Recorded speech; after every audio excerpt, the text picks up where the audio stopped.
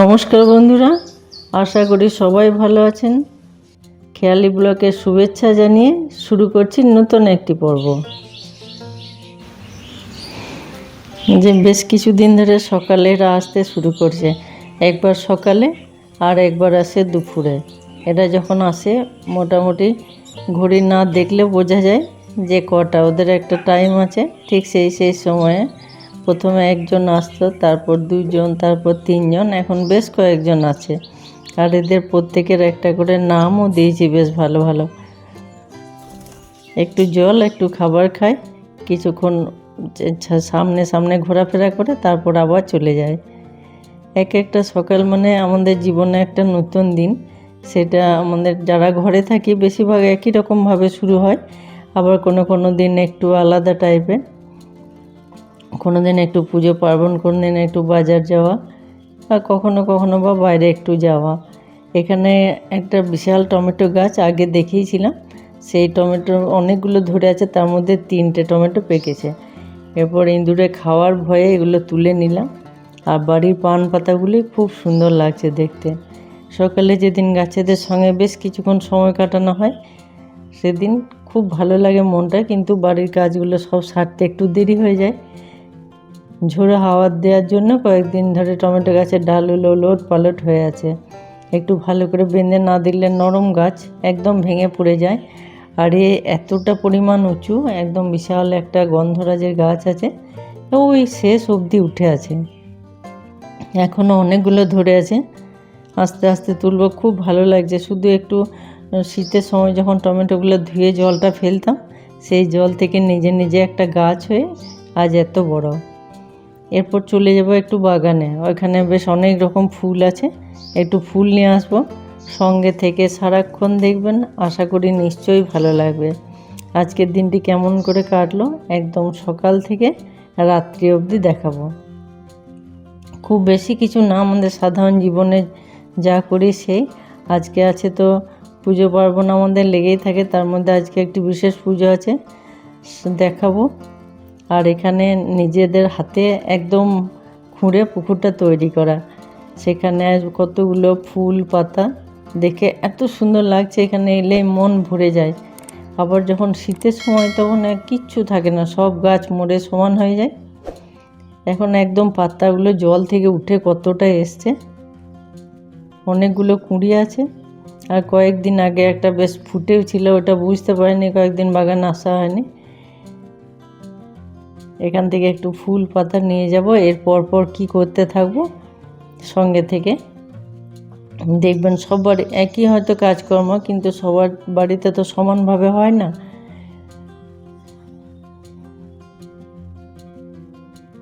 আজকে একটু নারায়ণ পুজো আছে, অনেক দিন পর এই পূর্ণিমাতে একটু নারায়ণ পুজো দেবো, তাই জন্যে এটা কুড়িটা তুলে নিলাম, খুব সুন্দর করে ফুটিয়ে নেব। শুধু ফুল পাতা নয়, এখানে প্রচুর পরিমাণে মাছও আছে, মাগুর আছে, শিঙি, কই, তাছাড়াও নরম মাছ বলতে পোনা আছে, কিছু চিংড়ি ছাড়া আছে। এর আগের বার অনেক তেলাপিয়া ছিল, এবার আর তেলাপিয়াটা লাগায়নি। আর এখানে আছে 2-3টে বেশ ভালো মতো গাছ, যে আমরা আরবের যে খেজুরটা আছে, ওই খেজুরের গাছ যদি বড় হয়ে গাছটা বড় করতে পারি, ফল ধরে, অবশ্যই দেখাবো। আর এখানে আছে একটা বেশ অনেক দিনের পুরনো বড় আঙ্গুরের গাছ। ভাবলাম তো মরেই যাবে গাছটা, কিন্তু দেখছি একটু বৃষ্টি পাওয়ার পর আবার পাতা ছড়িয়েছে। আর এখন ফুল বলতে এখানে আছে অজস্র পরিমাণ জবা। গাঁদার বাজার তো শেষ। ওই পুকুরটা খুঁড়েছিলাম গাঁদা গাছে জল দিতে এসে, সেবার প্রচুর গাঁদা ছিল। ভাবলাম যে একটু সরু নালার মতো করে দিই, তাহলে জলটা দাঁড়িয়ে থাকবে আর জলটা দিতেও সুবিধা হবে। ওই খুঁড়তে মাথাতে এলো, তখন একটা লোহার খুন্তি দিয়ে শুরু করা হয়েছিল ওটা খুঁড়তে।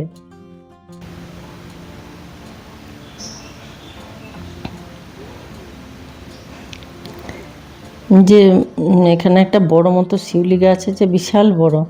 বেশ কয়েকদিন আগে এসে ওর ডালগুলো একটু ছেঁটে দিয়েছিলাম, তারপর দুদিন বেশ একটু বৃষ্টি পাওয়াতে আবার নতুন কচি কচি পাতা বেরিয়েছে।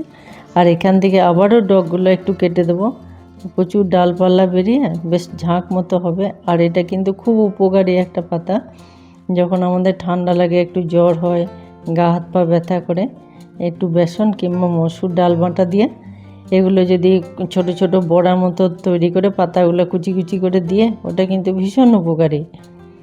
ঘরে থাকা খুব সাধারণ জিনিস দিয়েই অনেক উপকার হয়, কিন্তু আমরা জানিও না বা জানলে সবসময় করা যায় না।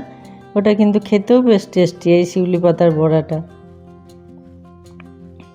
এখানে আসলে অনেকটা সময় চলে যায়। এখানে প্রচুর পেয়ারা ধরে আছে, একটা লাউ গাছ আছে, বেশ কিছু ফুল নেব এখান থেকে। তারপর খুব বেশি দেরি করব না, তাড়াতাড়ি চলে যাব, আজ বাড়িতে অনেক কাজ আছে।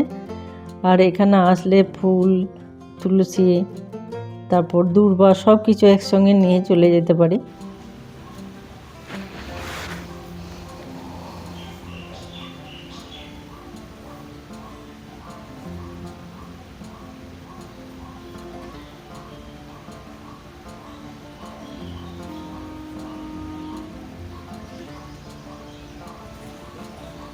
বিশাল একখানা তুলসী গাছ ছিল এখানে, এখনও আছে।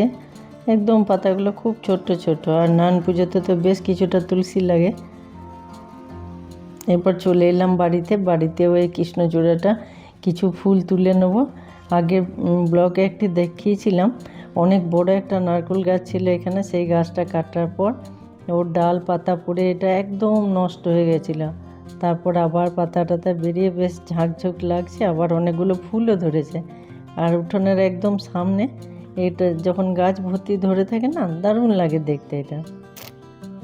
আর এক এক থোকাতে অনেক ফুল বেরোয়। নতুন বেরিয়েছে এখন গাছ ভর্তি পাকা বেল, আর তার সঙ্গে এই পাতাগুলো দেখতে এত ভালো লাগে। শ্রাবণ মাসে যখন শিবরাত্রি করা হয় তখন ভাবি যে একটা নিখুঁত বেলপাতা, তখন কিন্তু বেরোয় না। আর এখন প্রত্যেকটা পাতাই সুন্দর, আর মাঝে মাঝে বৃষ্টি হওয়ার জন্য এত পরিষ্কার পাতাগুলো। দেখো এই ফুলটা কিন্তু না ফোটা মনে হচ্ছে না। আর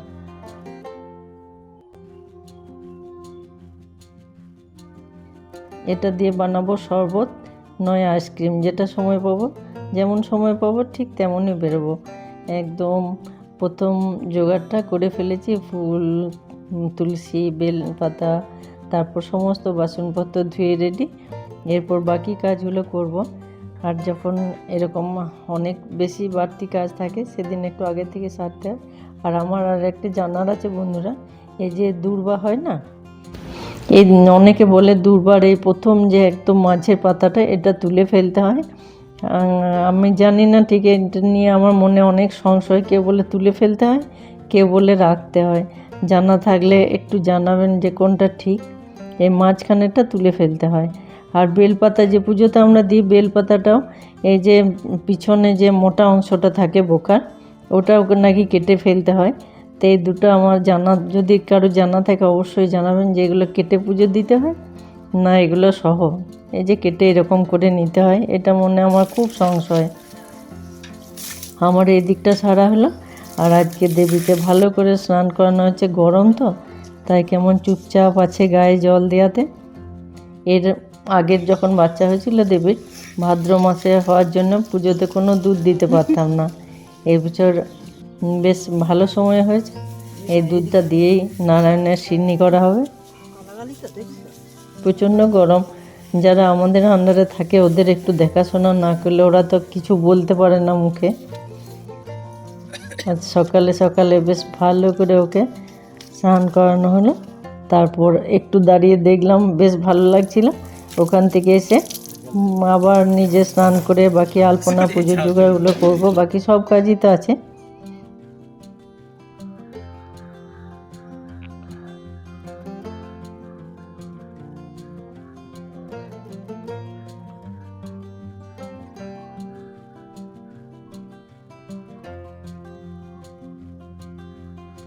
পুজো পার্বণের দিন একটু বেশ ঘরের আলপনা দিলে সুন্দর হয়ে, যখন সাদা হয়ে শুকিয়ে যায় দেখতে বড্ড ভালো লাগে, একটু জমজমাট লাগে।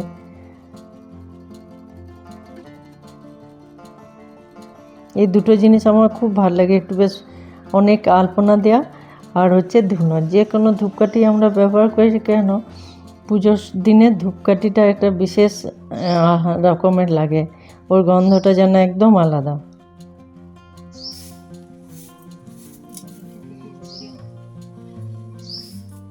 যেটুকু সম্ভব আমি আমার মনের মতো করে সাজিয়ে দিই, মনে শান্তি পাই, ভালো লাগে। জানি না আমাদের এই নিবেদিত জিনিস ঠাকুর কতটা গ্রহণ করে। আর যখন ঠাকুরমশাই এসে পুজোতে বসে বলে সব জোগাড় ঠিক আছে, তখন খুব ভালো লাগে।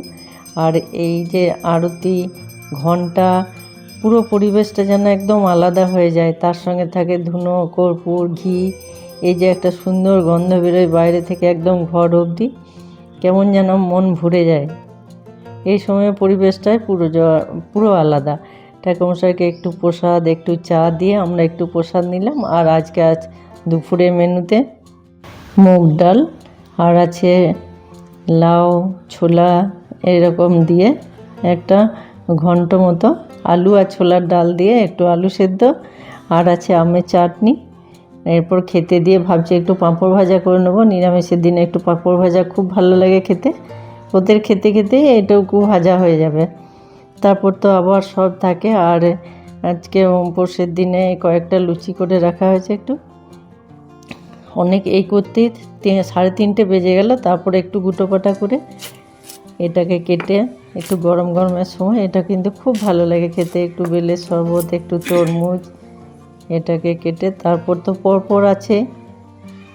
বন্ধুরা দেখতে দেখতে একটা সাবস্ক্রাইব আর একটা লাইক কমেন্ট অবশ্যই করে দেবেন।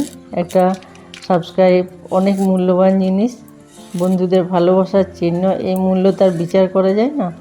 আর একটা সুন্দর মিষ্টি কমেন্ট অনেকটা উৎসাহ দেয় মনের।